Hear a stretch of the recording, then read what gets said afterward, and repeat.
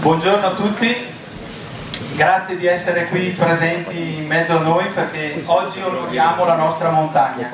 Dopo questa grande campagna di Coldiretti che ha portato la solidarietà con la Adotta un albero e abbiamo cercato di fare veramente grandi cose per la nostra montagna veneta, oggi siamo qua per cercare di dare una svolta che è puramente economica per il rilancio della montagna. Quindi do subito la parola. Innanzitutto ci scusiamo per Franco Manzato che ha avuto un altro impegno nel Ministero, non potrà essere qui con noi, ma abbiamo una kermesse che sarà importantissima di relatori, compreso Ettore Prandini, il nostro Presidente nazionale, presente qui con noi.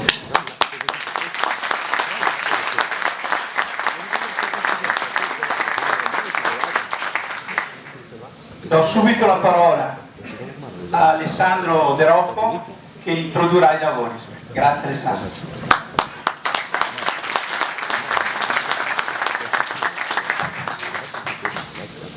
Buongiorno a tutti. Vedo che il nostro Presidente regionale ha introdotto gli ospiti, quindi mi limiterò a un brevissimo saluto. Un ringraziamento particolare al dottor Bellati che ci ospita in questa splendida sede e ci dà la possibilità di parlare di agricoltura di montagna. E un saluto particolare anche a tutte i rappresentanti delle istituzioni che sono presenti qui e ci onorano della loro presenza. Non si sente? Si sente?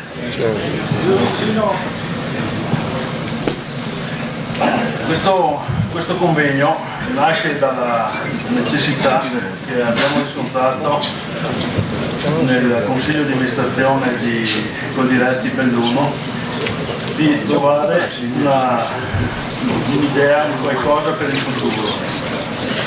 Quindi vorrei dire molte cose e sono anche tremendamente in imbarazzo perché mi passa tutto per la testa e non devo cercare di coordinarlo.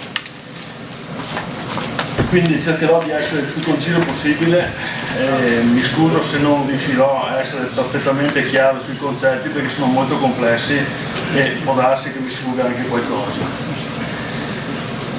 Io dico che vivo sempre nel posto più bello del mondo, la montagna qui è la mia casa, la comunità montana è la mia famiglia, sono felice di vedere crescere i miei figli qui, vorrei che fosse così anche per i miei nipoti che ancora non ho. Mi piace pensare a questa filosofia di vita. Quindi in qualità di padre, il presidente della mia cooperativa ed ora presidente di Coldiretti Belluno, mi sento in dovere di occuparmi delle necessità di questo universo montagna, perché è proprio un universo pieno di mille sfaccettature. Ed è proprio l'amore per la terra che mi porta a riflettere sulle problematiche che attraversano i territori montani, meravigliosi, difficili, fragili nella loro durezza. Quando penso al futuro dei territori montani non posso esimermi dal pormi alcuni quesiti per i quali vorrei tanto cercare una risposta insieme a voi per poi applicare le giuste soluzioni senza esitazione. Non abbiamo più tempo. L'agricoltura, la zootecnia, la silvicoltura si stanno evolvendo efficacemente, stanno progredendo o sono in regressione? Questa è la prima domanda che mi pongo. La gestione del territorio è adeguata alle aspettative e al rispetto dell'ambiente? I redditi degli agricoltori sono adeguati o possono essere considerati proporzionali all'impegno che noi tutti profondiamo nella nostra attività? Io non ho preparato tabelle, statistiche e analisi, non serve. La sintesi di tutto quello che vi sto per dire la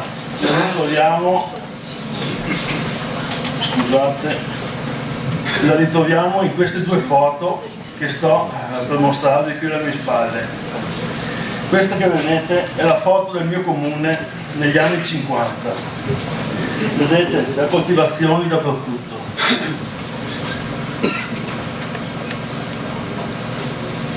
Questa invece è il mio comune adesso. Credo che sia evidente quello che è successo. E questo non è successo solo nel mio comune, è successo in gran parte dei territori montani o comunque marginali. E questo, volenti o nolenti, è il risultato che si ottiene quando si applica alla gestione del territorio. Chiaramente dal dopoguerra in avanti il mondo si è stravolto, però dobbiamo riflettere seriamente sul fatto che forse le politiche agricole, economiche, ambientali che si sono svolte negli anni, forse non sono state così efficaci, efficienti e soprattutto dinamiche nel gestire il cambiamento, soprattutto nella tutela delle aree marginali.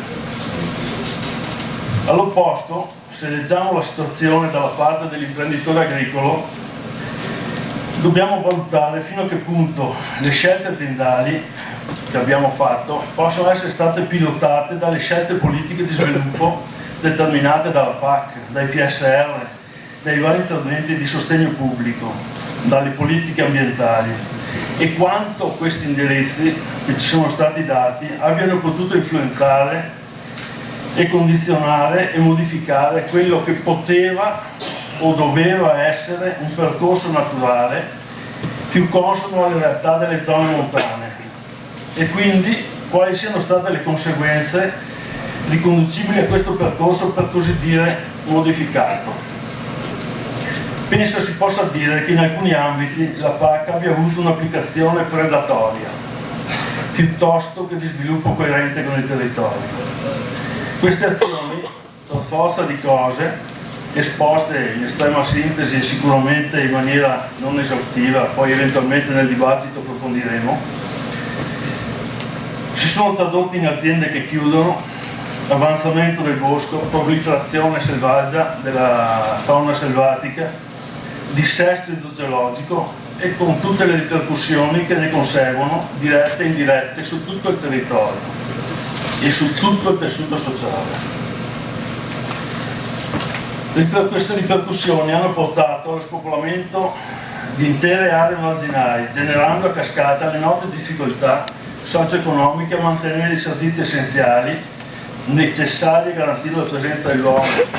Paesi spopolati, vengono meno le scuole, vengono meno i servizi, vengono meno gli uffici postali, e tutto a cascata. Fin da quando ero ragazzo sento ripetere i soliti discorsi sull'importanza dell'agricoltura, soprattutto in zona montana, del fatto che i contadini sono i custodi del territorio, eccetera, tutte queste cose. Ma da allora, anno dopo anno, continuo ad assistere ad un abbandono inesorabile e un degrado dell'ambiente, soprattutto nelle aree più difficili, dove è fondamentale l'intervento dell'uomo. Riconosco i continui interventi posti in essere dalla Comunità Europea, dai vari ministeri, dalle regioni, di quanto abbia fatto e investito la Regione Veneto e come siano stati raggiunti positivamente alcuni obiettivi, ma forse non sono quelli più giusti per il nostro territorio. Mi chiedo con sincera preoccupazione quali possono essere le misure correttive da portare a questo sistema affinché gli interventi diventino efficaci e riescano a controvertire questa tendenza inesorabile di abbandono e degrado alla quale stiamo assistendo. Volendo guardare al futuro con il necessario ottimismo, perché serve ottimismo, perché il futuro c'è e ci sarà e dobbiamo perseguirlo, serve molta attenzione, e vi propongo alcuni spunti di ragionamento che non hanno trovato da parte mia risposte adeguate. Ho partecipato a parecchi incontri sulla PAC, sulla nuova PAC, su quello che verrà, e ho sentito molto poco parlare di montagna e di aree marginali. Ho percepito che si sta cucendo un vestito che forse non è il vestito che va bene a noi. Non so se è troppo largo o troppo stretto, comunque sento che non è il vestito che va bene a noi. E quindi, comunque marginali, la PAC, così come è concepita, sia stata adeguata e soprattutto se lo sia ancora. Mi chiedo se negli ultimi 20 anni la PAC ha portato un reale miglioramento al reddito degli agricoltori, se ha portato maggiore occupazione, se ha realmente migliorato le condizioni di vita della gente dei campi, se ha migliorato effettivamente la gestione del territorio montano, dell'ambiente in cui viviamo, ha migliorato il benessere degli animali, ha favorito la biodiversità, ha consentito la tutela della salute dei consumatori finali. E un'ultima domanda non meno importante. A 50 anni è un po' di tempo che lavoro e quindi ho un punto di vista privilegiato, nel senso che ho ancora un grande futuro davanti, però posso anche guardare un po' indietro e quindi posso analizzare quello che è successo, ovviamente dal mio punto di vista. E una domanda che mi faccio è questa: mi chiedo se il nostro mondo ha saputo interpretare bene le necessità e le opportunità offerte dalla PAC in primis e da tutta una serie di normative ambientali e economiche che si sono succedute, o ne stiamo pagando le conseguenze con effetti su tutto il tessuto sociale. Quando una strada in pianura chiude, un'altra subentra, tutto rimane in equilibrio, la terra la lavora qualcun altro, il capannone viene riutilizzato, magari si fa una fabbrica, magari si fa un fienile, magari entrano vesti di qualcun altro.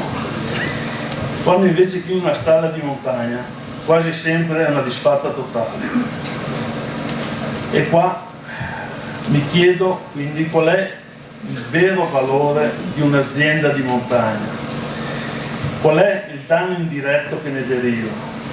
Certamente non è solo qualche ettolitro di latte che viene a mancare, è ridicola la quantità di prodotto che manca tutto il resto. Quindi nel concetto di economia circolare, di cui tanto si discute in questi ambiti, viene a mancare un tassello fondamentale e se troppi tasselli mancano si ferma tutto quanto. Col Diretti Belluno vuol tentare di portare il proprio contributo nel ricercare risposte ai vari quesiti inevasi, spinti dalla necessità di tracciare una strada meno incerta, rivolta a un futuro nel quale ci attendiamo che il nostro lavoro possa trovare soddisfazione e gratificazione, che possa essere svolto in armonia con il tessuto socio-economico nel rispetto dell'ambiente. Nasce così il titolo del convegno che già da solo rappresenta il nostro obiettivo: una nuova politica per l'agricoltura di montagna. Mi sia concesso, con molta umiltà, di ricollegarmi al discorso del Presidente Mattarella in visita qui martedì scorso, qui nel nostro territorio. Egli ha sottolineato l'urgenza di intervenire a favore dell'ambiente e degli ecosistemi. Dobbiamo prendere atto ed essere tutti ben coscienti che siamo in vera emergenza e un'emergenza in quanto tale va trattata con misure straordinarie. La montagna tutta, in particolare quella bellunese, ha bisogno di essere ripensata a 360 gradi e noi ci rendiamo disponibili a fare questo. Vogliamo farlo. L'agricoltura, quale tassello fondamentale nella vita sociale, nella comunità, nell'ambiente. Senza agricoltura non esiste attività dell'uomo, parte tutto da lì. Dobbiamo ricordarcelo. Necessita quindi di una nuova programmazione più coerente e in linea coi tempi. Non so se la parola coerente è giusta, mi è venuta in mente questa. Cosa intendo io con coerente e in linea coi tempi? Dico che qualsiasi lavoro, per essere coerente, deve conferire a colui che lo esercita la giusta remunerazione. Di conseguenza è necessario pensare a un modello di sviluppo che permetta all'imprenditore agricolo di insediarsi e vivere dignitosamente, di fare in maniera che possa avvenire il ricambio generazionale, perché l'erede, il figlio, mio figlio, i nostri figli, vedano nella nostra attività, nell'attività di famiglia, qualcosa di positivo, qualcosa che gli può dare un futuro e non lo sforzo sproporzionato del genitore, che adesso molto spesso il ricambio generazionale non avviene per questo, perché i figli vedono la vita che rama di estremo sacrificio dei genitori. Vorremmo sperare quindi che un giovane che si inserisce in un'azienda agricola in montagna possa pensare di creare il proprio nucleo familiare. In altre parole, vogliamo conferire dignità alla famiglia diretta coltivatrice in ambito montano. Qualsiasi misura che non risponda a quest'ultimo assunto ritengo sia uno spreco di energie e di denaro, perché senza economia, senza reddito, senza dignità non si va da nessuna parte, prima o poi il gioco si rompe. Quindi si tratta di progettare un futuro per le generazioni che verranno, insieme a loro, proprio come noi agricoltori piantiamo un seme in autunno per raccogliere il frutto primavera. E questo deve essere alla base del concetto che vogliamo portare avanti noi. Se invece avrà la meglio il concetto predatorio di soddisfare il proprio stomaco oggi, adesso, subito, utilizzando tutte le opportunità anche in maniera forse impropria della PAC o di quello che ci viene offerto, il pranzo di domani sarà un grosso problema. Personalmente mi pesa sempre di più il fatto di dover impostare la mia azienda in funzione dei contributi PAC, in funzione dei PSR. Ma se questi dovessero finire, ridursi o cambiare indirizzo, cosa succede alla mia azienda?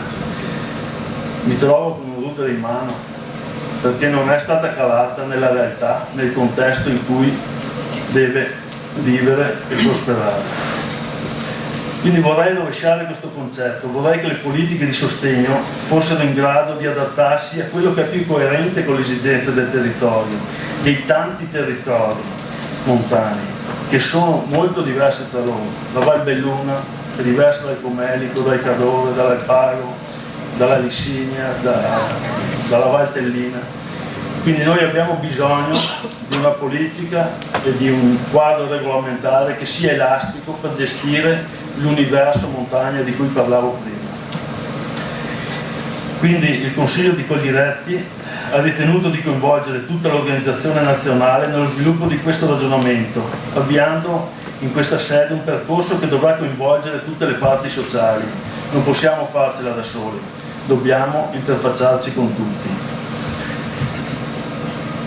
Voglio concludere. Qualcuno diceva che certi lavori sono come gli ubriachi, non stanno in piedi. Consentitemi di dire che l'agricoltura e ancor più la zootecnia in montagna sono abbastanza brilli. La stessa persona però continuava dicendo che due ubriachi si reggono in piedi a vicenda. Se sono tre o più invece si prendono un braccetto, camminano e cantano. Quindi agricoltura, zootecnia, agriturismo, turismo, servizi, scuole, prendiamoci a braccetto. Nel nostro territorio abbiamo tutti gli elementi per poter cantare. Ai nostri rappresentanti sindacali, politici, il compito di dirigere il coro in maniera celere, coesa e intellettualmente onesta, con scelte che siano coerenti con le esigenze del territorio. Abbiamo tutto per poterlo fare. Abbiamo l'antica e profonda conoscenza che ci deriva dalle tradizioni, dal nostro sapere, dal nostro conoscere il territorio. Abbiamo la scienza che ci aiuta a progredire, perché non possiamo pensare di rimanere fermi su quello che stiamo facendo e stavamo facendo. Dobbiamo inventare, trovare nuove strade, magari anche cambiare radicalmente. Abbiamo anche la società dalla nostra parte, che sta maturando una sensibilità sempre più accentuata verso l'ambiente e la montagna in particolare. Abbiamo quindi davanti a noi anche in discussione la nuova PAC e la politica agricola comune, e in questo progetto che verrà da qui ai prossimi 2 anni dobbiamo assolutamente dire la nostra. Quindi non dobbiamo perdere assolutamente queste occasioni. Quindi affidiamo al nostro Presidente nazionale questo compito, ringraziandolo per la sua disponibilità. Presidente, lei sarà tutti noi e porti con sé il nostro messaggio, l'entusiasmo e l'amore per la nostra terra e la nostra montagna, che noi contadini montanari, bellunesi e non, le stiamo fidando. Grazie mille Presidente e grazie a tutti per l'attenzione.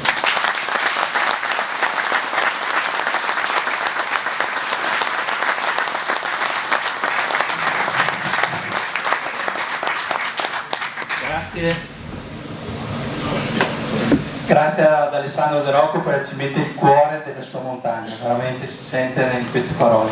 E grazie per questo bellissimo scorcio di montagna dove si vede veramente questa devastazione da quello che era e quello che è. Adesso io chiamo immediatamente qua sul palco Gianangelo Bellati, che è il nostro presidente della Fiera Longarone. Grazie.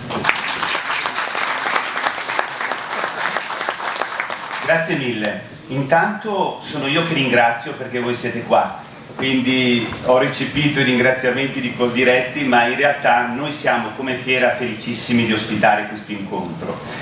Coldiretti, ho tantissime persone amiche in Coldiretti, però abbiamo anche Chiara Bortolas, che è membro del Consiglio di amministrazione e che sta aiutando tantissimo lo sviluppo di questa fiera. E quindi il rapporto con voi è fortissimo. È un rapporto anche che a noi interessa tanto, perché se io leggo il titolo dell'intervento del convegno di oggi è la politica, una nuova politica per l'agricoltura di montagna. Ebbene, questa fiera è una fiera di montagna ed è una fiera che sa benissimo quanto l'agricoltura sia fondamentale per lo sviluppo di questo territorio, essenziale. Abbiamo visto le foto poco fa.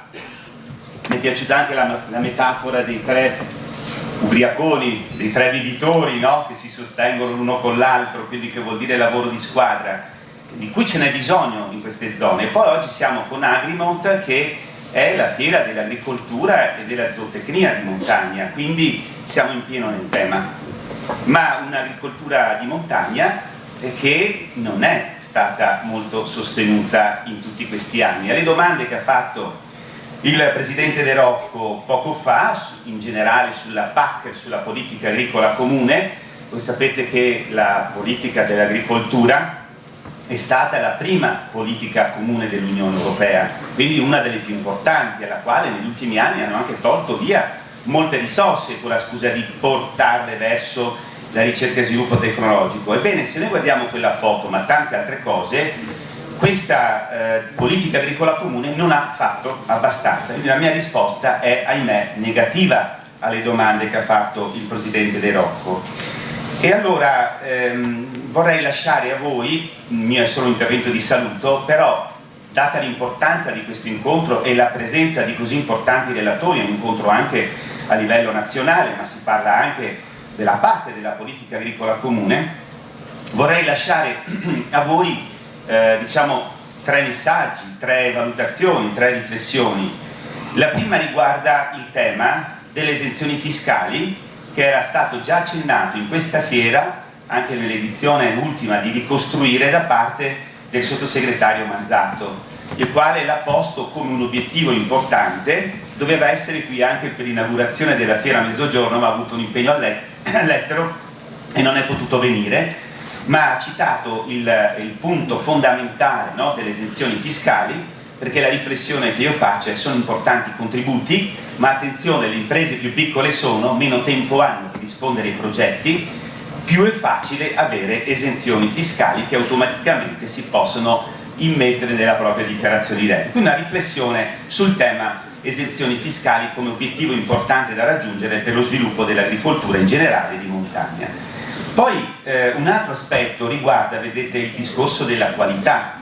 Quando ci si trova in un mercato così globalizzato, con prodotti che vengono proposti da altri paesi, a volte anche pericolosi, poco controllati, su questo tema la globalizzazione è molto delicata, a prezzi più bassi, è evidente che noi abbiamo delle difficoltà. Quindi la qualità, che essa sia declinata come qualità verificata, l'altro marchio, l'altra legge che era stata approvata, qualità garantita dalla Regione Veneto, piuttosto che un marchio nazionale, poco importa, è oggetto di tavoli di lavoro, ma la strada è quella di approfondire ancora di più, a parere del sottoscritto, il tema della qualità.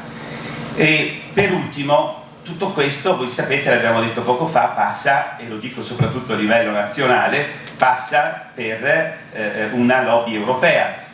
Io speravo con l'entrata della Spagna paese di montagna, alcuni anni fa, che ci fosse una rivoluzione della politica agricola a favore delle montagne. Questa non c'è stata, anche perché fosse il paese piccolo, ma ci vuole una lobby europea di alleanza fra i 5 paesi intorno e dentro nelle Alpi: Francia, Germania, Slovenia, Austria e noi. E questo quindi è un messaggio anche che volevo dare su questo importante convegno. Ultima cosa, che il presidente della provincia, Roberto Padrin, doveva intervenire adesso, ma invece arriverà, come anche l'assessore Panna, alla fine del convegno. Grazie a tutti.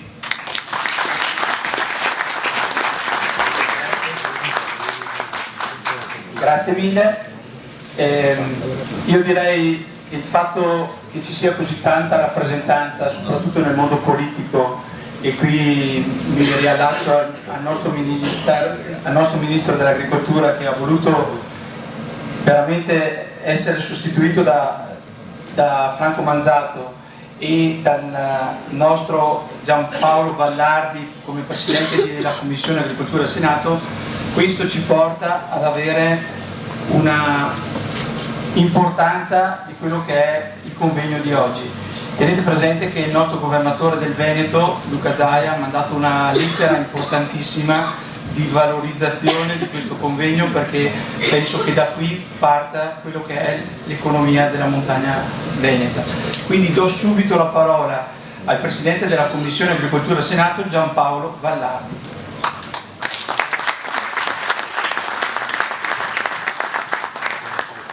Buongiorno a tutti, piacere mio di essere qua quest'oggi, vi ringrazio sentitamente per il fatto di dare l'opportunità di essere qui con voi, quindi un saluto a tutti quanti i partecipanti, un saluto agli organizzatori della fiera e in particolar modo a Ettore Brandini, con il quale chiaramente discutiamo spesso di agricoltura e spero si possa utilizzare anche il termine un amico, perché quando si condividono gli stessi obiettivi, che è il bene degli agricoltori, inevitabilmente subentrano anche quei rapporti di amicizia che portano possibilmente a raggiungere gli stessi obiettivi.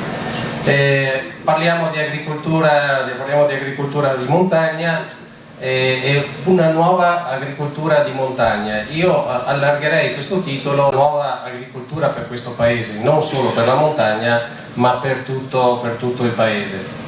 Stiamo cercando di fare il possibile, siamo al primo anno dalle elezioni, a 7-8 mesi di attività operativa, e con tante difficoltà che abbiamo ereditato in passato, e stiamo cercando di darci una linea programmatica che non sia solo a chiacchiere, ma che ci porti a qualcosa di sostanzioso, perché chiaramente il governo del cambiamento, a prescindere dal fatto che possa essere simpatico o meno, che i colori che sono in questo momento al governo possano essere simpatici o meno, ci siamo dati una linea di portare questo paese a dei risultati concreti.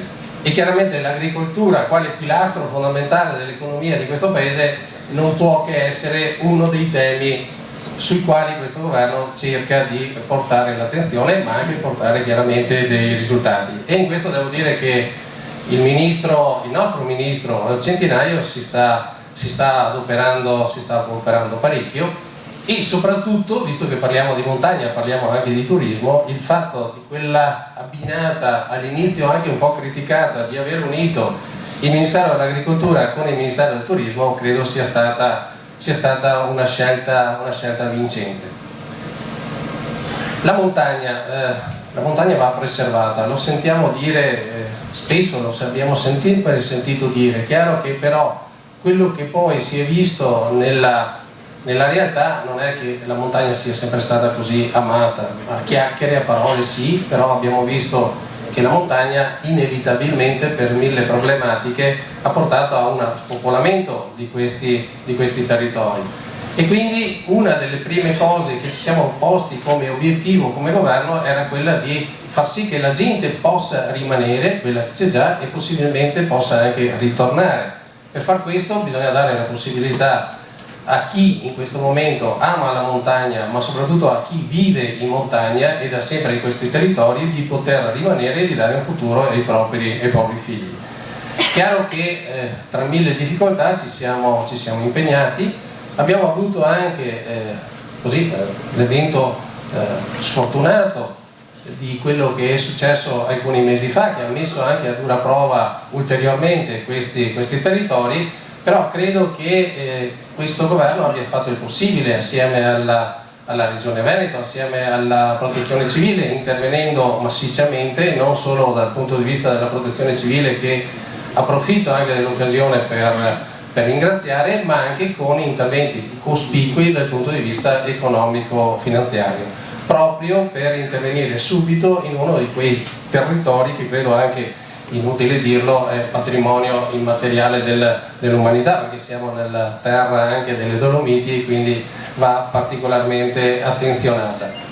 Stiamo facendo, parlo sempre come governo, non solo come Commissione Agricoltura che è in filo diretto con il governo, particolari provvedimenti per questo territorio. Il marchio di montagna è sicuramente una cosa di cui siamo orgogliosi, ma soprattutto si inserisce in quel provvedimento che era atteso da questo Paese, che è la valorizzazione dei prodotti tipici locali, in particolar modo del Made in Italy.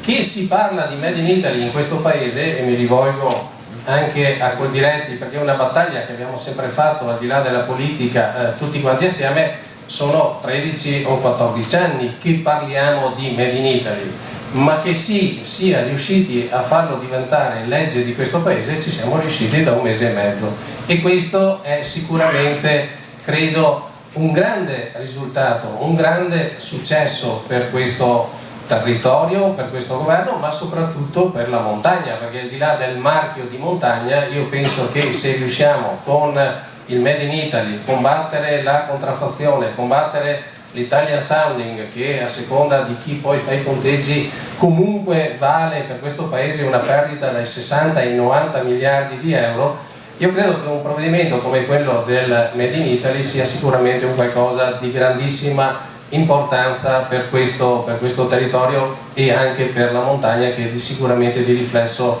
ne beneficia sicuramente. Altri provvedimenti stanno diventando operativi, come anche la fiscalità agevolata per le aziende sopra i 600 metri per la lavorazione del legno, tanti altri provvedimenti che hanno portato notevoli contributi, stiamo parlando di diversi milioni di euro, sono stati stanziati per le zone di montagna. Stiamo lavorando affinché non ci sia un abbandono di questi territori, e questo nella finalità che, se la gente rimane in montagna, siamo anche convinti che sia anche una visione prospettica positiva, perché sappiamo che se abbandoniamo questo territorio poi inevitabilmente, e l'abbiamo visto, si creano anche dei grossi problemi di dissesto idrogeologico.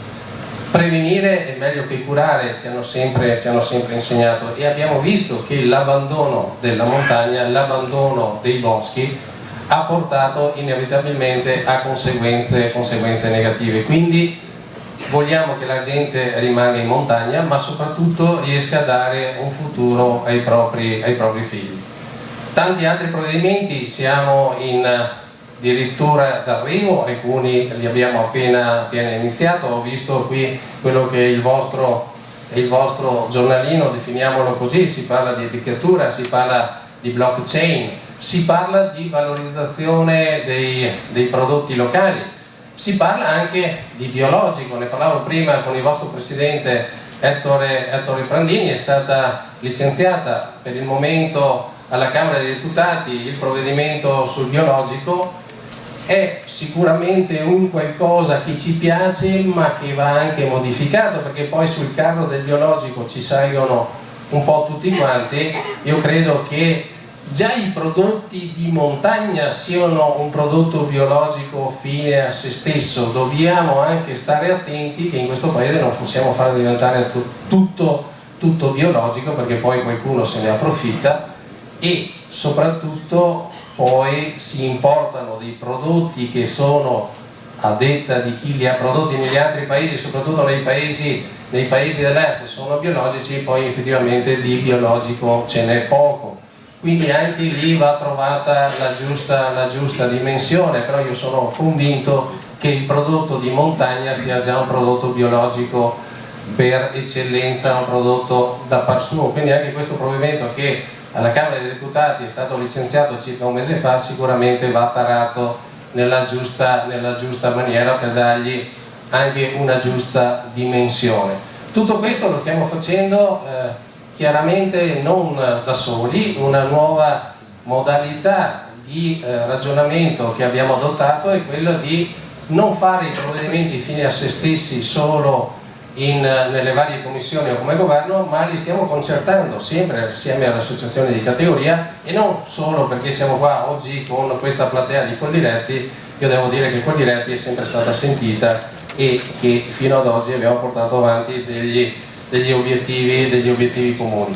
Quindi mi avvio verso la conclusione, perché il mio qui quest'oggi era solo un saluto, augurandovi una buona continuazione, una buona riuscita, e soprattutto concludo con un ragionamento sulla PAC. Era stato citato da entrambi i relatori che mi avevano preceduto. Sì, sicuramente la PAC è il passato, sicuramente sarà il futuro, ma i ragionamenti che abbiamo fatto anche la settimana scorsa assieme al Ministro Centinaio, quando Phil Hogan è arrivato in quel di Milano e abbiamo iniziato a ragionare di PAC, anch'io non ho sentito molto parlare di PAC di montagna. Però sono anche convinto che questa Commissione europea probabilmente, e me lo auguro di cuore, non sarà la stessa a qui a qualche mese, perché dopo le elezioni europee molto probabilmente gli equilibri in Europa cambieranno, non ci sarà il tempo per approvare questa PAC, sicuramente questo l'abbiamo capito. Ci auguriamo, io mi auguro di cuore, che questa compagine governativa che attualmente ha governato questa Europa e che sta cercando di imporci, ma non farà assolutamente a tempo, una PAC che non ci piace, questa compagine governativa possa cambiare. Non perché non ci piace politicamente, perché a qualcuno può piacere, ad altri può non piacere, a noi non ci piace perché fino ad oggi questa Europa non ha fatto gli interessi dell'agricoltura italiana. Ecco, con l'auspicio che questa compagine governativa possa cambiare, io vi saluto e vi auguro buon lavoro.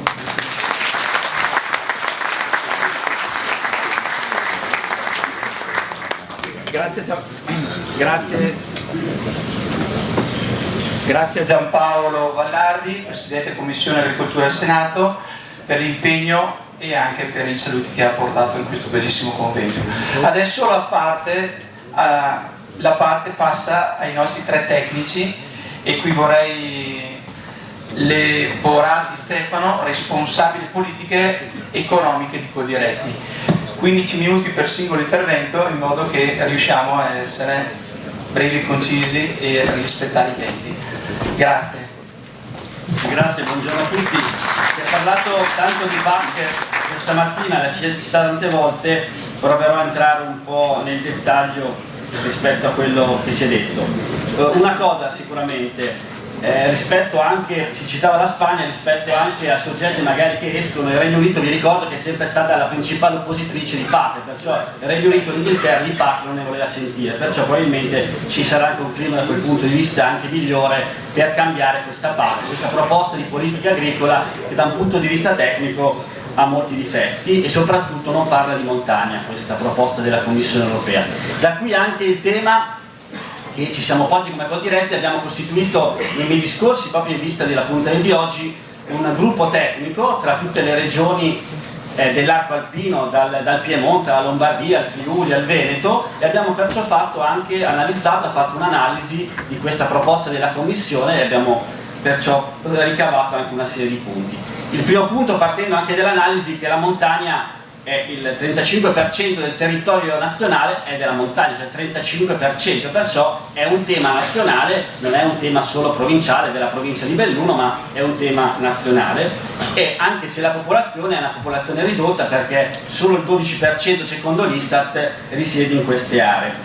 Se mi dite, ma la PAC in questi anni, dal 2014 al 2020, com'è andata? Beh, io vi posso dire che da un punto di vista tecnico c'è stato un trasferimento di risorse dalla pianura verso la montagna. Voi tutti lo sapete perché quando avete fatto la domanda della PAC nel 2015, per la prima volta della riforma, avete fatto l'accesso alla riserva nazionale e quasi tutti vi hanno aumentato i titoli della PAC. Il valore dei titoli vi è aumentato. Perché vi è aumentato? Perché si è scelto di fare un valore nazionale e tutti i titoli, quelli bassi, sono saliti verso questo valore nazionale, quelli molto più elevati di solito della pianura sono scesi, e perciò c'è stato in questi anni un trasferimento di risorse dalla pianura verso la montagna, e questo probabilmente nella vostra PAC lo avete avvertito, e questo trasferimento sta continuando anche in questi periodi, in questi anni, probabilmente avverrà anche in futuro. Questa è una slide dove vi fa vedere un po' dove avvengono i pagamenti e si avverte proprio questo cambiamento in atto.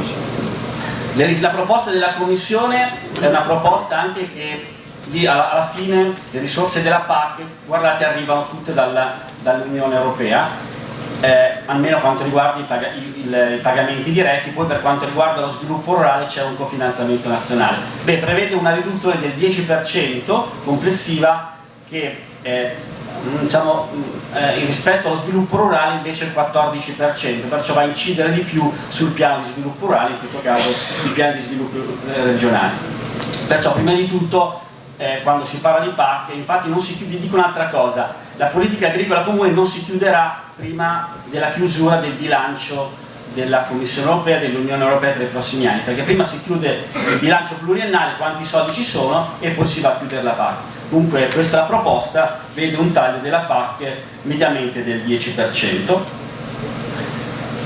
Io qui magari vado molto velocemente rispetto alla proposta della Commissione, che nei prossimi anni vi posso dire che comunque ci sarà un sistema che già conoscete, cioè ci sarà magari un pagamento di base, c'è il famoso titolo della PAC che probabilmente sarà legato allo storico o meno, questo dovrà essere deciso, ci sarà una componente ambientale, ci saranno gli aiuti accoppiati e ci sarà anche la possibilità di fare nel regime dei piccoli agricoltori, ci sarà anche il sostegno per i giovani. Tutto questo verrà sempre ritagliato soprattutto per, oggi si chiama l'agricoltore attivo, rimarrà questo agricoltore attivo. Voi sapete che in montagna oggi c'è una differenziazione, cioè l'agricoltore attivo è diverso rispetto a quello della montagna rispetto a un altro soggetto magari della pianura. L'agricoltore attivo in montagna è più facile da raggiungere, perciò c'è una differenziazione proprio per cogliere le caratteristiche della montagna. Oggi sotto 5.000 euro di PAC sei comunque agricoltore attivo,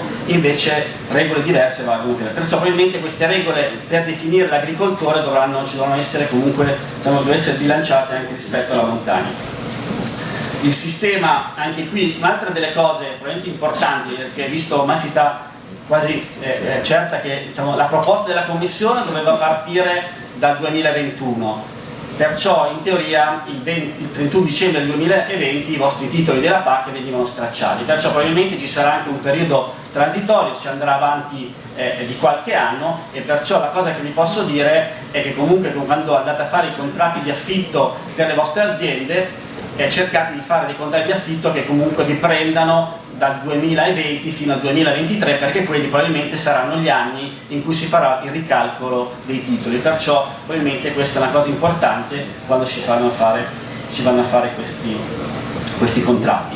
Probabilmente c'è anche la possibilità, anzi non è la possibilità, la Commissione ci dice: guarda Stato membro, devi mettere un tetto ai titoli della PAC, definiscilo tu il tetto, cioè il valore massimo, 500 euro, 1000 euro, 10.000 euro, occorre mettere un tetto massimo ai titoli della PAC, e probabilmente qui alcuni titoli di valore molto elevato saranno colpiti. Poi c'è tutto un meccanismo che comunque favorisce anche nella futura PAC la montagna, perché dice i titoli di valore basso vanno verso l'alto, i titoli di valore alto vanno verso il basso, verso sempre questa media nazionale, perciò probabilmente questo sistema favorisce la montagna. Ci sarà un sistema anche per tagliare gli aiuti, le PAC molto grandi, prima però si toglie il lavoro, perché il lavoro è un elemento importante per la Commissione, e poi si va a tagliare questa PAC. Detto questo, però noi ci ha attivato il fatto che proprio la proposta della Commissione, a parte le indennità compensative dello sviluppo rurale, poco si parla della PAC. di montagna. E allora da qui proprio il nostro lavoro, il perché della PAC in montagna non ve lo devo spiegare io, l'ha spiegato anche il presidente di Belluno, però probabilmente anche l'ultimo tema, ieri era già dell'ambiente, è un presidio del territorio e nella salvaguardia dell'ambiente e della biodiversità. Sicuramente uno di questi è uno dei motivi anche importanti, ma ci sono una serie di altri motivi. Perché sostenere l'agricoltura di montagna? Sapete, avete maggiori costi, avete minore rese produttive, avete mancanza delle strutture adeguate, e perciò occorre anche intervenire. Come diceva anche all'inizio, un'azienda che chiude in montagna probabilmente non riapre più e si va a finire in quella situazione di quella fotografia iniziale. I 10 punti toccati dal gruppo di lavoro che hanno individuato come problematiche sono il piano strategico nazionale, l'agricoltura, terreni, montagne e malghe, prodotti di montagna, aiuti accoppiati, i giovani, la formazione e consulenza, danni da fauna selvatica, foreste, multifunzionalità, leader banda larga. Io veramente leggerò i titoli molto velocemente di questi temi, e noi abbiamo fatto in questo lavoro abbiamo raccolto anche delle buone pratiche che ci sono sul territorio, magari che non sono all'interno della PAC, perché non possiamo caricare tutto sulla politica agricola comune. Certe politiche si devono fare con strumenti che non sono la politica agricola comune, altrimenti la carichiamo troppo. E abbiamo trovato anche sul territorio, magari qui nella provincia autonoma di Trento, delle pratiche, per esempio delle agevolazioni fiscali per chi fa zootecnia in montagna, oppure per esempio abbiamo anche visto questa pratica di Trento, la provincia autonoma contribuisce in misura uguale con l'agricoltore quando questo fa una previdenza complementare, cioè si fa una pensione integrativa, tanto ci mette l'agricoltore, tanto ci mette la provincia autonoma di Trento. Perciò abbiamo raccolto anche le buone pratiche che a volte magari occorre, c'è una regione che si può anche replicare nella regione accanto.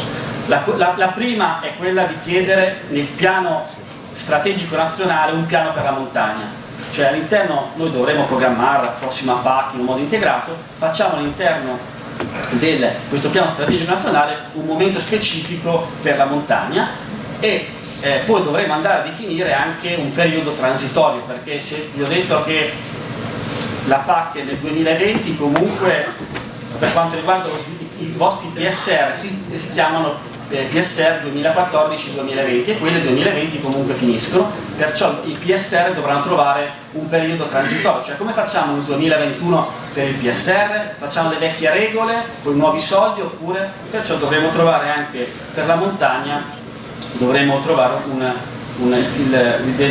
come regolare interventi in montagna. Un altro dei temi è quello dell'agricoltura e i terreni di montagna, i terreni in particolare, i terreni abbandonati, Banca della Terra. Tutte le regioni hanno legiferato su questa materia, dal Trento, Lombardia, Piemonte, e poi noi siamo andati a vedere un po' nei fatti, veramente i terreni diciamo, affidati agli agricoltori attraverso queste delle Banche della Terra. Guardate, qui in Veneto 5 ettari, poco più di 60 in Friuli, perciò queste banche della terra non stanno funzionando, perciò occorre in qualche modo intervenire. Probabilmente anche le ristrettezze economiche magari delle pubbliche amministrazioni non stanno facendo questa ricognizione dei terreni abbandonati per poi darli in gestione ai veri agricoltori. Qui sui terreni di montagna abbiamo visto anche la necessità di un sostegno per la gestione delle aree abbandonate, disincentivare anche il mantenimento dei terreni non produttivi, perché voi per quale motivo un soggetto dovrebbe disincentivare il fatto di tenere un terreno e non farci nulla, perciò anche qui anche incentivi, a volte anche degli disincentivi, sostegno agli accorpamenti fondiari. E poi abbiamo visto che sono delle richieste anche quelle degli oneri notarili, quando voi dovete magari comprare un terreno costa più l'atto del notaio rispetto a quanto al valore del terreno, e questo è un altro tema.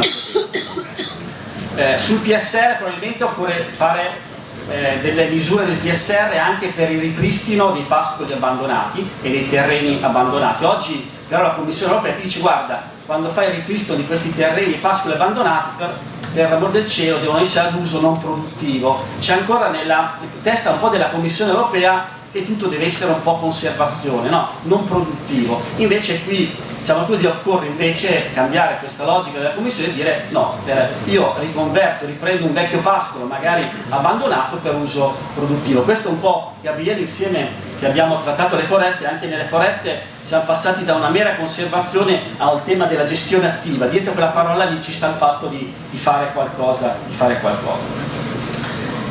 io veramente vado per titoli, ma il nostro gruppo di lavoro ha lavorato tanto, ha trovato tanti temi, quello persino delle malghe. Una delle proposte interessanti è anche che oggi molte di queste malghe vengono prese anche di soggetti che magari oggi il sistema di affidamento delle malghe avviene attraverso l'offerta economicamente più conveniente. Chi ci mette più soldi la prende. Probabilmente anche quella di fare anche una proposta, i bandi dovrebbero prevedere una proposta complessiva di sviluppo delle malghe del territorio, e cercando anche qui di agevolare quelli che sono i produttori locali che fanno vendita diretta. Perciò anche sulle malghe, diciamo così, occorrerebbe intervenire in questa direzione. Qui abbiamo raccolto un'altra buona pratica sempre di Trento, perché molti di voi che sono in montagna lo sanno. Il famoso, voi fate la domanda della PAC, passa il famoso refresh della Diagea oppure della regione, dice guarda il tuo pascolo si è ridotto di 10 metri, perciò quest'anno ti blocco la domanda, ricalcolo la domanda. Invece anche qui a Trento hanno fatto invece uno schedario dei pascoli, delle malghe, dice guarda per i prossimi 5 anni la tua superficie è questa, perciò anche se AGEA passa a fare le flash con satellite a fare le foto, tu comunque come agricoltore hai per 5 anni che la tua domanda non ti si blocca, perché è logico, guardando quelle cose, che diciamo così, a volte queste fotografie satellitari magari possono venire anche in un modo non corretto, però poi vi bloccano la domanda. Perciò fare anche qui un catasto di questi terreni e perciò dare maggiore sicurezza agli agricoltori. Prodotti in montagna ovviamente ve ne parlerà sicuramente chi verrà dopo di me, e qui vado veloce, però una delle cose interessanti che è emersa è che il fatto che oggi c'è anche un'esenzione, cioè alcune aziende che fanno piccole produzioni locali sia in Veneto sia in Friuli Venezia Giulia hanno delle deroghe rispetto al pacchetto igiene, rispetto a una serie di norme, e probabilmente potrebbe essere interessante replicare queste deroghe da un punto di vista normativo. Magari non devi rispettare tutte quelle norme che dovresti rispettare, ma per chi produce prodotti in montagna prevedere delle deroghe normative, oltre anche a incentivare lo sviluppo rurale di PSR e di prodotti di montagna. Aiuti accoppiati, uno dei temi qui della PAC è quello di aiuti specifici per singoli settori, logicamente dalle vacche nutrici in montagna alle vacche da latte, agli aiuti anche per le malghe, ma uno dei temi anche che è emerso è anche quello dell'aiuto al trasporto del latte, così come avviene nella provincia autonoma di Bolzano, potrebbe essere un aiuto. Formazione e consulenza, anche qui è uno dei temi che è emerso, con una scuola di pastoriza che viene sviluppata in Piemonte come buona pratica. Giovani, vado da sé, che dovrebbero trovare comunque un qualcosa in più per i giovani che si insediano proprio nella montagna. Danni da fauna selvatica è un altro degli altri temi, anche come vi ho detto molti dei temi che noi abbiamo riscontrato nel gruppo di lavoro non devono per forza, anzi non stanno all'interno della politica agricola comune, però sono così delle problematiche emerse durante la trattazione, e perciò l'abbiamo voluti riportare.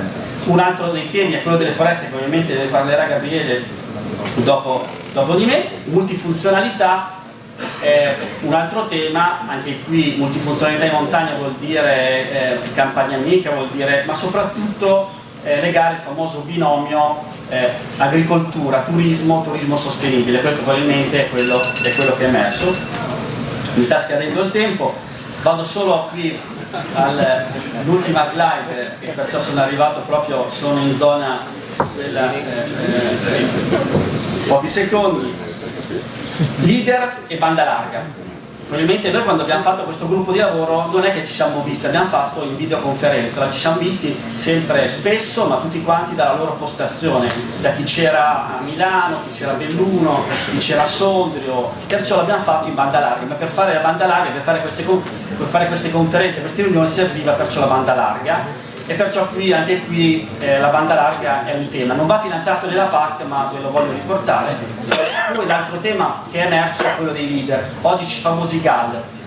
Molte volte noi abbiamo trovato anche dei GAL, che sapete che i GAL già hanno un costo di funzionamento, perché hanno un costo di funzionamento del 20%, perciò se noi mettiamo 100 euro sui GAL, già 20 se ne vanno per l'amministrazione, e perciò ne rimangono 80 in teoria per gli agricoltori. Ma questo 80 abbiamo scoperto che molte volte non ci arriva quasi mai, che si vanno tutte delle attività che non vanno a favore degli agricoltori o comunque delle attività agricole del territorio, e perciò qui probabilmente occorre anche rivedere, ripensare il sistema dei GAL, evitando anche di imporre delle percentuali di obbligo di attribuzione ai GAL.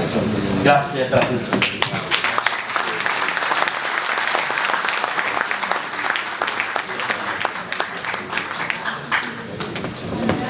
Grazie mille, adesso do subito la parola alla nostra professoressa dell'Università di Padova per un tema importantissimo che è il marketing del prodotto di montagna come strumento di valorizzazione. Silvia Sedita, prego. Grazie.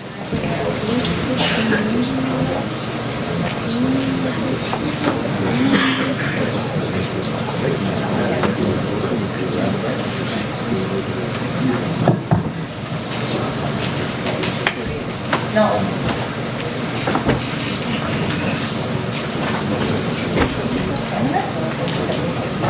Buongiorno a tutti, ringrazio in primo luogo Coldiretti per l'invito a partecipare a questo importante evento per l'agricoltura di montagna.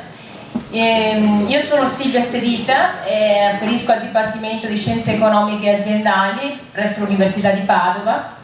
E per me è un onore essere qui a condividere con voi alcune idee, alcune riflessioni che sono originate da una riflessione sul tema di questo convegno, cioè come valorizzare la montagna attraverso i propri prodotti speciali.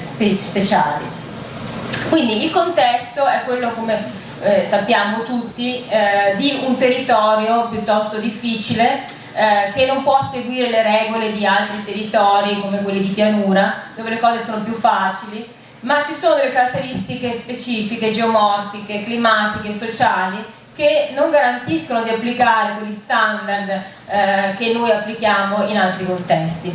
Quindi l'inevitabile fragilità di cui si era parlato all'inizio di questo convegno caratterizza in maniera forte quelle che sono poi le iniziative che possono essere messe in atto sul territorio.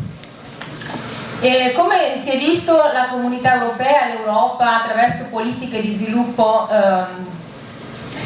specifiche, ha volto l'attenzione presso alla valorizzazione del territorio, in particolare attraverso il protocollo dell'agricoltura di montagna.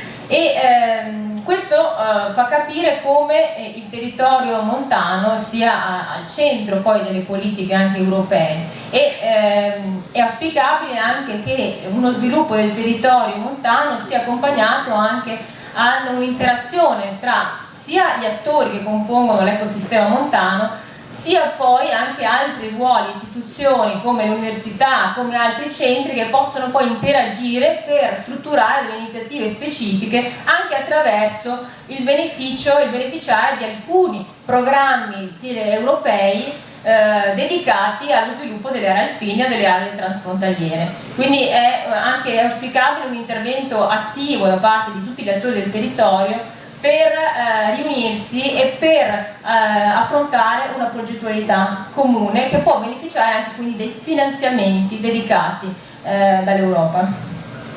In particolare poi il regolamento dell'Unione Europea ha promosso il prodotto di montagna, quindi dall'anno scorso noi abbiamo questo prodotto di montagna con un proprio logo che dovrebbe essere applicato ai prodotti che hanno determinate caratteristiche che sostanzialmente, come potete leggere, sono prodotti che vengono realizzati attraverso materie prime derivanti da aree montane.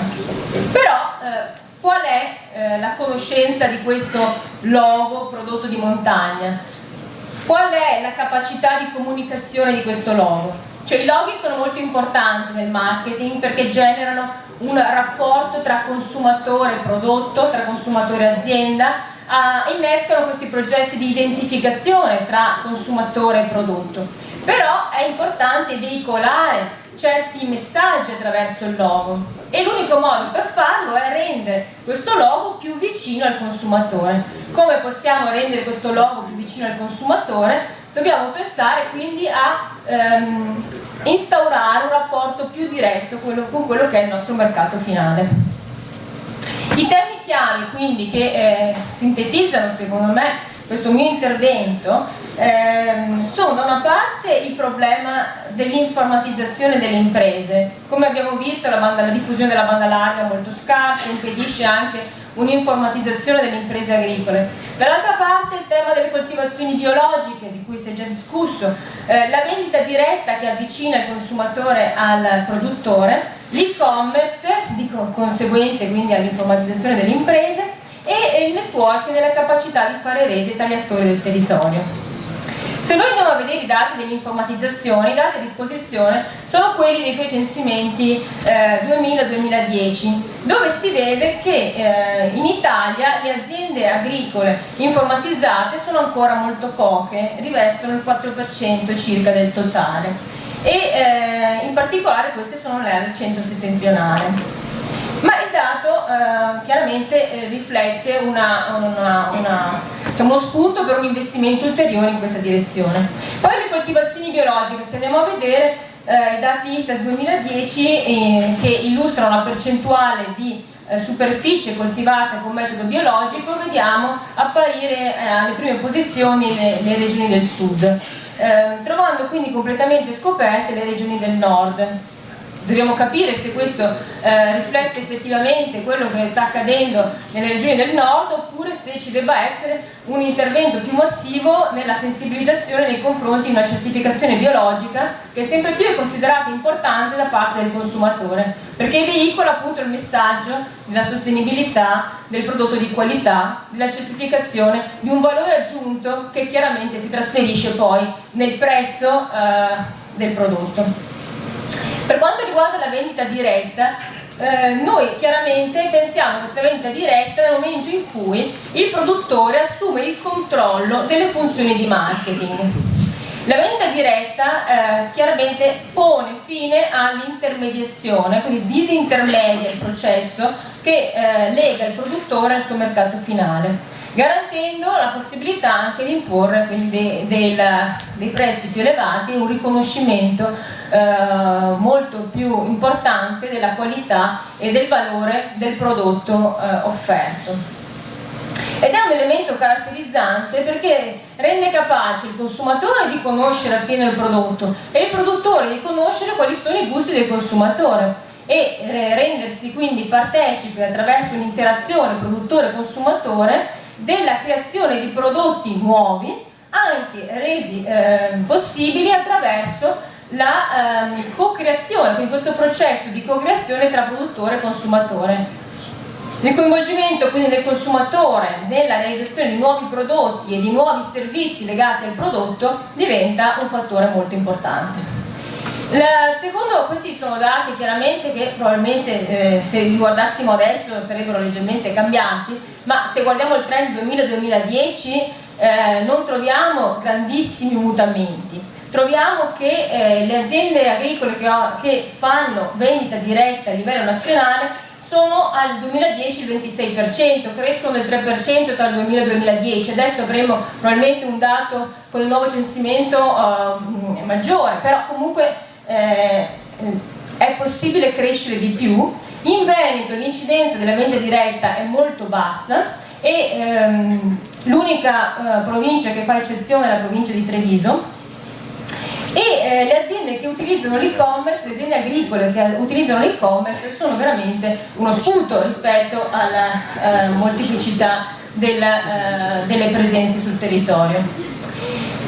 L'orientamento quindi dovrebbe essere quello verso la filiera corta, verso quindi un contatto diretto con il consumatore attraverso diverse modalità, gli acquisti in fattoria, i mercati agricoli, quindi i farmers market, che sono molto utilizzati negli Stati Uniti, i gruppi di acquisto solidale che raggruppano consumatori che hanno già un orientamento verso la qualità e verso un'ottimizzazione del rapporto qualità-prezzo.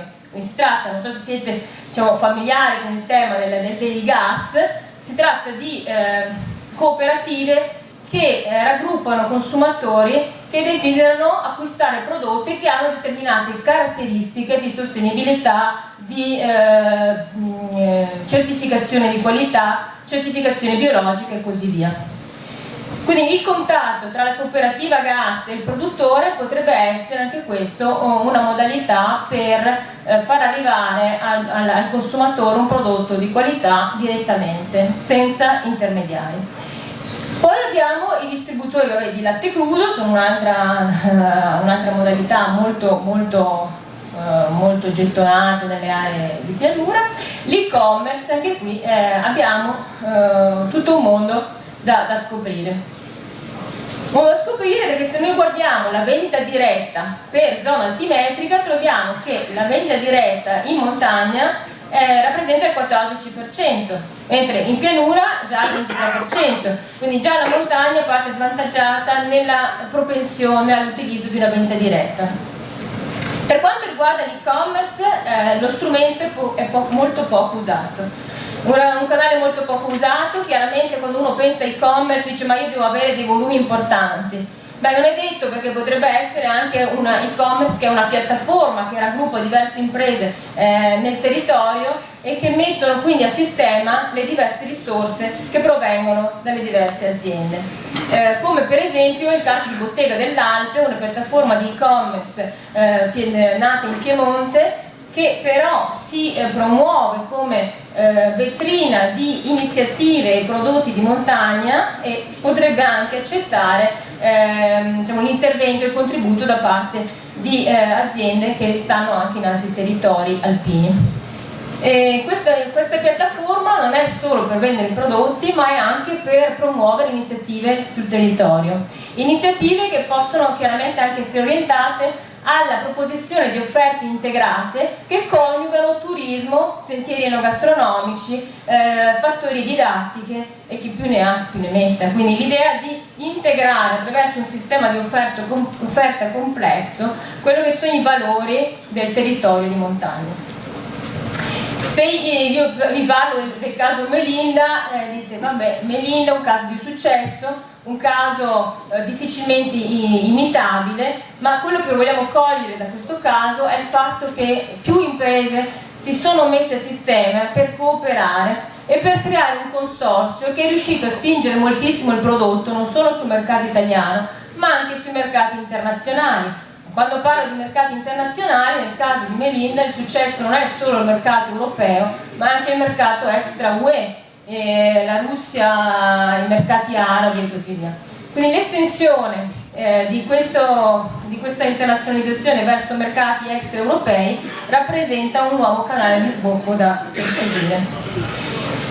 Poi il caso del formaggio asiago lo cito semplicemente perché qui stiamo parlando di un consorzio molto più piccolo rispetto a quello di Melinda, ma che è rafforzato attraverso la proposizione di eventi sul territorio che ne promuovono il marchio, come per esempio il Made in Malga, un evento che ogni anno si tiene a settembre ad Asiago. Questo raccoglie quindi l'interesse da parte del consumatore anche appunto della pianura. Quindi cosa dobbiamo fare? Dobbiamo portare il movimento alla montagna e come lo portiamo? Lo portiamo attraverso iniziative che stimolino la curiosità nei confronti dei territori. Quindi non vengo solo per mangiare il formaggio, unisco l'utile al dilettevole, frequento dei corsi speciali di come fare il formaggio, di come degustare questi formaggi, accosto diversi prodotti che possono coniugarsi con il formaggio, come possono essere le marmellate, i mieli e così via. In più anche la possibilità di interagire con le guide alpine del territorio per creare dei percorsi che favoriscono anche l'avvicinamento da parte dei giovani, delle persone più attive che amano anche un turismo più dinamico. E quindi se dovessi lasciarvi con alcune riflessioni su quanto ho riflettuto anch'io sul tema di questo convegno, quale futuro? Il futuro probabilmente risiede nell'investire nella capacità di fare rete, quindi nella capacità di creare dei network che possono anche attraverso contratti di rete facilitare processi di innovazione, di internazionalizzazione e percorsi anche di turismo sostenibile. Creare quindi delle sinergie tra prodotti di origine e territorio attraverso eventi, itinerari enogastronomici, la capacità di creare occasioni di storytelling. Cos'è lo storytelling? La capacità di raccontare Il prodotto di montagna non è un prodotto qualsiasi, va comunicato attraverso la comunicazione dei suoi valori. Qui abbiamo un esempio molto importante, l'esempio di Mauro Corona, che ha reso diciamo, noto ai più quali siano i valori e le caratteristiche delle zone montane. È stato capace quindi attraverso lo storytelling di raccontare realtà che erano molto lontane da chi non era nato e cresciuto in montagna come me, per esempio. Quindi io ho conosciuto ad esempio la montagna attraverso la lettura dei libri di Corona. Quindi questo vuol dire che anche chi è lontano dal prodotto di montagna può avvicinarsi attraverso la capacità di raccontare, e il racconto è molto più efficace di qualsiasi certificazione di qualità. Poi la filiera corta, l'internazionalizzazione, la capacità anche di comunicare attraverso i social media e l'e-commerce, la capacità di fare leva sul brand, quindi questo logo prodotto di montagna, renderlo noto ai più, investire sulla qualità, come già detto in precedenza, e sulla sostenibilità di tutto il processo produttivo. Grazie per l'attenzione.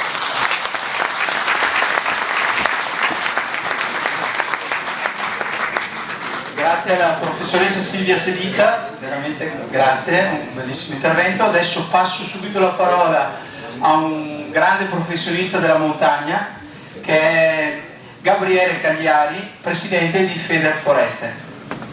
Grazie. Non so se sono un professionista, sono sicuramente un uomo agricolo, un uomo forestale prestato obiettivamente alla causa di provare a rappresentare bene quelli che sono i bisogni del mondo dell'agricoltura, del mondo anche in questo caso della foresta. Mi è stato assegnato un compito che è quello di in qualche maniera riassumere come poter trovare la positività anche in quello che è accaduto con Vaia.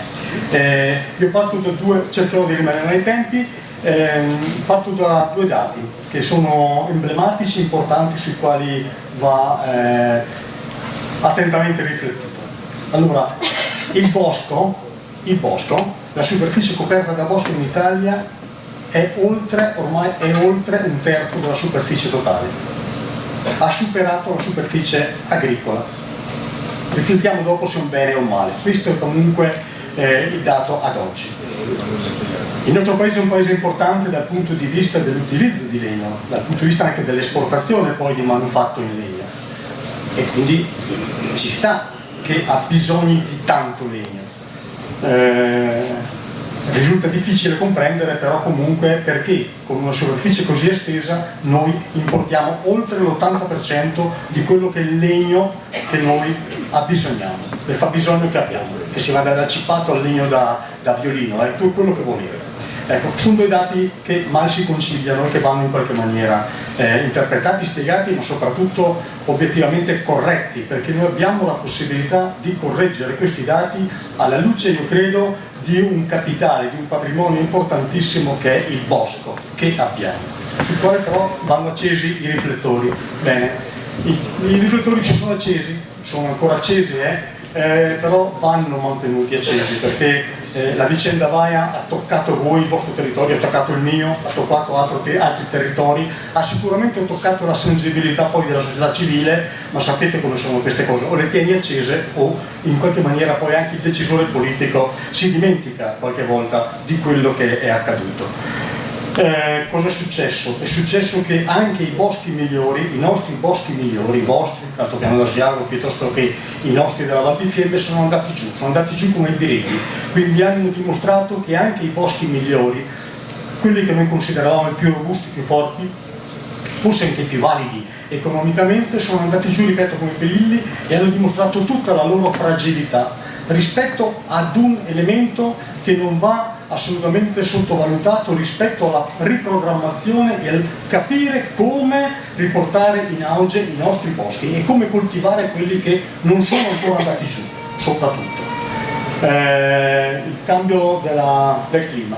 Il cambio del clima, io non sono un esperto, ma ci dicono che è nelle cose che di Vaia ce ne dovremmo aspettare altre. Ecco, piccole o grandi. Guardate, ieri ero col sindaco di Valvestino sopra Lago di Garda, e mi ha detto è venuta una piccola baia la settimana scorsa che è interessato, ma proprio buttare giù a tappeto 200 ettari del suo comune. È vero che è un comune esteso, quindi queste cose purtroppo sono un pochino nella mano. Hanno dimostrato la fragilità dei nostri boschi, hanno dimostrato anche che possono mettere a repentaglio sicuramente l'occupazione, sicuramente il presidio, sicuramente la speranza anche di lavoro, io dico, di tanti nostri giovani su questi nostri territori. Ci fanno capire che dobbiamo aspettarci anche un cambio del paesaggio, quindi anche un ragionamento di questo genere, ma ci fanno soprattutto capire, ecco, che sono a rischio quelli che sono i beni comuni, io li chiamo, perché poi le foreste e i boschi servono anche, voi sapete molto meglio di me, ecco, per dare stabilità e l'abbiamo coniato l'altro giorno questo tipo di termine, sono sostanzialmente, le foreste sono il respiro della terra, perché questo di fatto è. Allora c'è una necessità di azione molto forte. Io le voglio dividere, perché c'è un'azione veloce, forte, siamo già fra virgolette, come dire, in ritardo rispetto a quello che è successo, rispetto a come affrontare la vicenda Vaia, ma poi un ragionamento molto di prospettiva su come gestire, ripeto, il bosco nel futuro, perché questo funzioni e perché questo sia visto forse in un modo diverso, perché c'è anche una visione un po' distorta, ecco, non da parte vostra, ma da parte di quella che qualche volta la società civile. Allora la necessità di azione è stata questa, e io credo che Coldiretti l'abbia interpretata molto bene. Immediatamente dopo quello che è stato l'evento ha sollecitato le parti, il Mise piuttosto che il Parlamento, a stanziare anche dei provvedimenti e a in qualche maniera riuscire a rendere più elastiche alcune norme che obiettivamente avrebbero portato dei vincoli a dover mettere mano a un disastro di quella natura. Quindi questo va obiettivamente riconosciuto, anche se io vi dico chi è stato, ecco, a spingere in questa direzione, perché qualche volta non lo diciamo, io credo, a sufficienza. Cosa vanno fatte? Vanno fatti degli esboschi rapidi, però gli esboschi rapidi, permettetemi, ecco, stanno dimostrando anche quello che è successo, sta dimostrando quella che è la grande carenza che comunque sui nostri territori c'è, non in misura uguale ma molto molto forte, la mancanza di una filiera. Io sto veramente male quando vedo tir e camion di legname che se ne vanno in Austria. Non ho nulla contro gli amici dell'Austria, ecco, però pensare che poi quel tipo di legname se ne ritorna dentro, e meno male che è quello, perché poi ci torno su questo aspetto, ecco, ma il valore vero, il valore aggiunto se n'è andato, ecco, è una cosa sulla quale dobbiamo riflettere, non ci possiamo permettere. Io credo che dobbiamo avere il coraggio di rimettere in piedi una filiera del legno, quindi delle segherie che siano all'altezza dei tempi e che obiettivamente garantiscano, ripeto, che quel valore rimanga nel paese, rimanga qua. Perché diversamente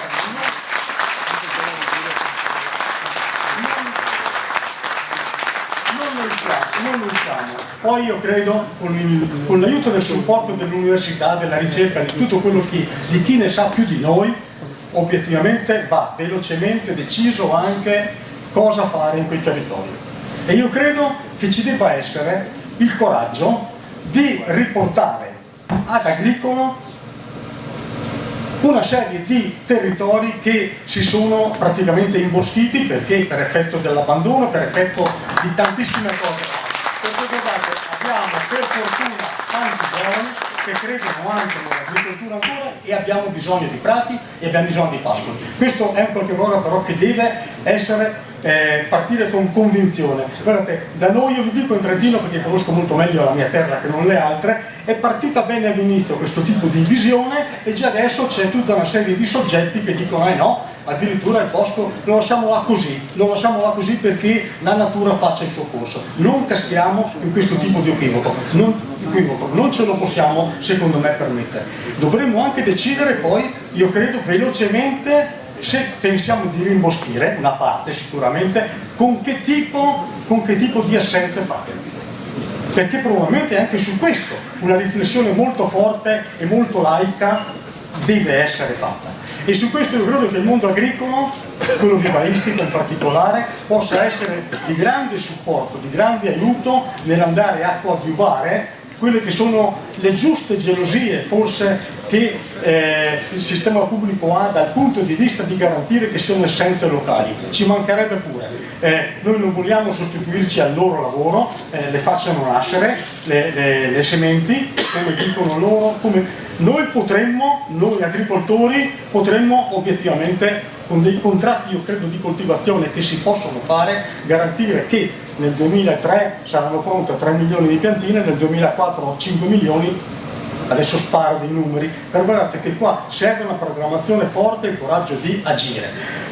Serve il coraggio di agire anche, lo so che qualcuno mi considera un Attila, nel senso io dico sempre che ho tagliato tante piante nella mia vita, no? Però se ne ho tagliato, fate i conti l'altro giorno, io credo di averne tagliate 300.000 nella vita, così a occhio, ne ho sicuramente aiutate a crescere molte di più.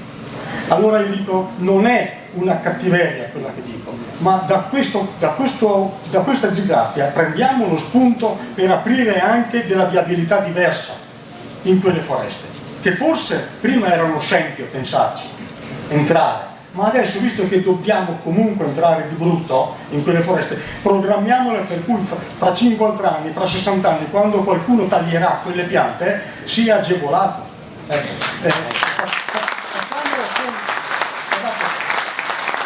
Facciamolo con convinzione. Il ragionamento del vivaismo, guardate, io dico, ne sono convinto, può servire anche, e questo mi consente di andare velocemente su un altro concetto, può servire anche per andarci ad occupare di quella che è la necessità che le città stesse stanno manifestando. Quindi un bisogno di verde, di piantare piante, che deve essere accompagnato alla consapevolezza che quelle vecchie vanno anche là tagliate. Perché guardate che fare ambientalismo vero non significa, io dico sempre, andare ad abbracciare un albero in città perché non venga tagliato, che vengano velocemente in qualche maniera fra virgolette elaborati e quindi diventi materia applicabile, quel testo unico che non è il massimo ma è sicuramente migliore di quella che era la visione precedente. E poi un'altra cosa che io personalmente leggo molto a quella che è la visione di Coldiretti, all'ottenimento che poi abbiamo avuto dell'origine. Io credo che sul legno, proprio alla luce di quello che vi dicevo prima, ma vi risparmio tutto quello che succede, perché quell'80% di legno arriva in Italia che è legale dal punto di vista, ma se andate a vedere come è stato tagliato, gestito, da dove arriva, c'è tutto fuori che legalità, in tutti i sensi, anche quella più bieca, anche quella più brutta. Quindi è frutto anche di sangue, a volte, di determinate tribù dell'Amazzonia piuttosto che del Borneo. Attenzione, quindi stiamo ragionando anche di questo. Allora,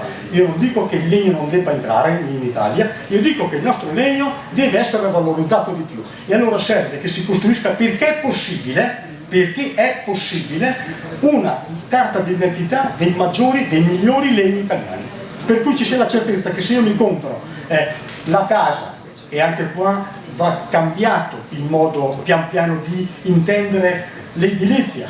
Noi siamo in un paese sismico che vibra spesso, troppo, però è così. Allora riprendiamo a costruire anche il legno, ma se riprendo a costruire il legno e voglio avere la convinzione di essere in una casa che è fatta di larici del Cansiglia piuttosto che di abete della Val di Fiemme, voglio poter essere certo che sia così. Al momento nessuno ve lo garantisce, perché non esiste questo tipo di tracciabilità. È possibile farlo, e allora noi chiederemo anche alla politica che si doti di questo strumento, quindi la carta d'identità delle 100 migliori essenze di legno italiano. Questo potrebbe servire veramente per dare valore aggiunto, dignità al nostro legno, e dignità e reddito, io credo, anche a mio figlio e a mio nipote. Ci siamo capiti, grazie.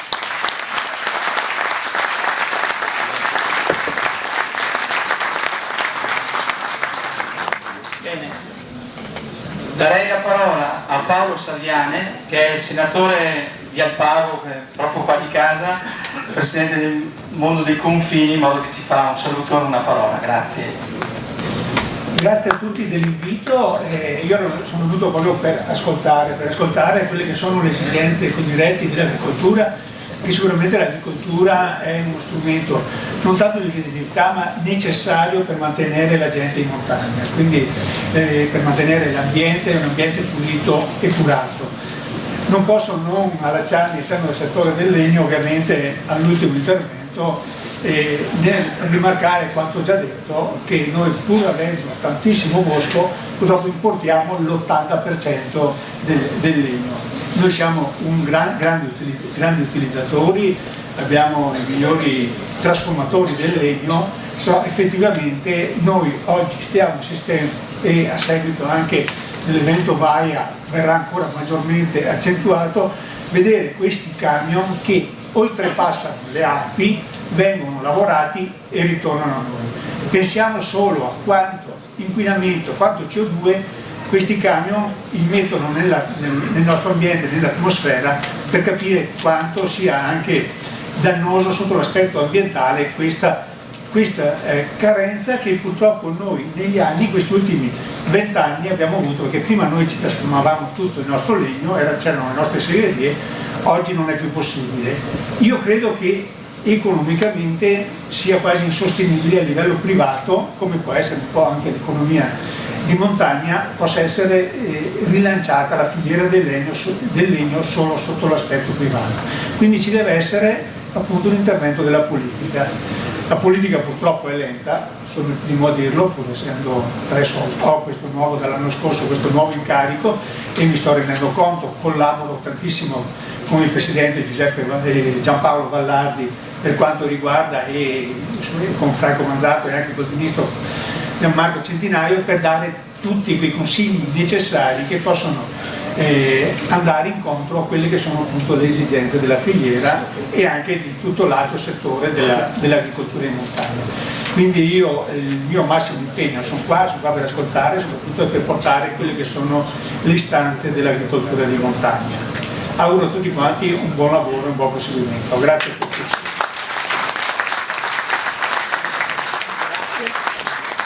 Grazie mille Paolo Salian, il nostro senatore, e adesso io direi che, visto che non si fa formaggio il primo giorno che si va in montagna, mi pare che oggi veramente abbiamo dato le basi per creare grandi cose.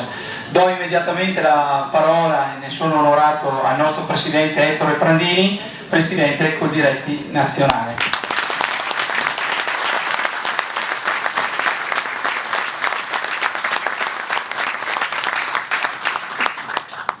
Intanto vi voglio ringraziarvi per avermi invitato in questa vostra fiera iniziativa, ma soprattutto voglio ringraziare il vostro presidente Alessandro, perché più volte ci siamo sentiti anche nei mesi scorsi sulle problematiche, le difficoltà, le catastrofi che purtroppo questo territorio ha vissuto e nuovamente è stato messo alla prova duramente rispetto a quella che è stata anche un po' una pochezza rispetto a quelle che erano le cose che si sarebbero potute fare e non si sono fatte.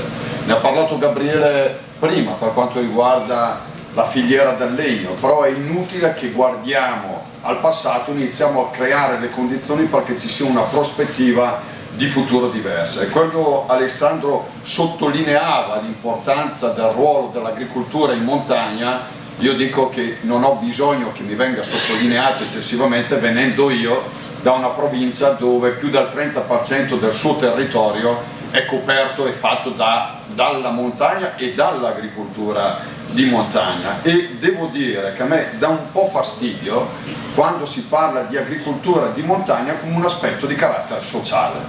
L'agricoltura di montagna non è una questione sociale, l'agricoltura di montagna è una questione di carattere economico che va sostenuta per quello che è e che deve già dare una giusta redditualità alle imprese che fanno attività agricola in montagna, perché se noi non arriviamo a riconoscere un giusto reddito alle nostre attività, alle nostre realtà, noi continueremo a raccontare e fotografare sistematicamente quello che è l'abbandono dell'attività a favore dell'avanzamento del bosco, a favore del fatto che ci siano smottamenti di carattere idrogeologico, perché comunque il primo vero investimento che dovremmo fare è far sì che le persone che operano in montagna, che fanno attività agricole in montagna, vengano messe nella condizione di poterla continuare a fare, perché è quello che noi abbiamo assistito in questi anni, che purtroppo laddove c'è stato l'abbandono abbiamo vissuto poi tutta una serie di situazioni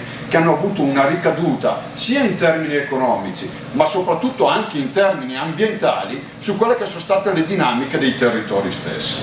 E quindi che cosa diciamo? Diciamo ad esempio che serve sicuramente attenzione all'attività agricola, serve un patto sociale, e quel patto sociale da cosa deve partire? Deve partire ad esempio da quella che è un nuovo impegno a cui Coldiretti è chiamata, e inizieremo proprio col prossimo anno scolastico a entrare in tutte le scuole primarie di tutto il paese per iniziare a fare educazione che ha una doppia sfaccettatura. La prima, educazione alimentare, perché noi non avremo futuro se non insegniamo ai nostri ragazzi quelle che sono le differenze anche di carattere culturale che ogni territorio rappresenta. E quando parliamo di cultura, parliamo di coltivazione, parliamo di conoscenza, dobbiamo spiegare che cos'è fare attività e fare attività agricola. E le difficoltà che ha vissuto negli ultimi anni, però oggi parte da qua, parte nell'aver avuto il coraggio di riorganizzare un sistema perché torni a fare il servizio nei confronti delle imprese agricole che operano in montagna, creando un presupposto di crescita, sviluppo, servizio, dati, di tutto ciò che le imprese hanno bisogno per poter continuare a garantire quella grande qualità che è quella che ha contraddistinto il nostro agroalimentare. E allora per fare anche questo, è la cosa che io chiedo alla politica di questi territori, io l'ho fatto in primis nella mia provincia, poi magari mi dite che già qua funziona così.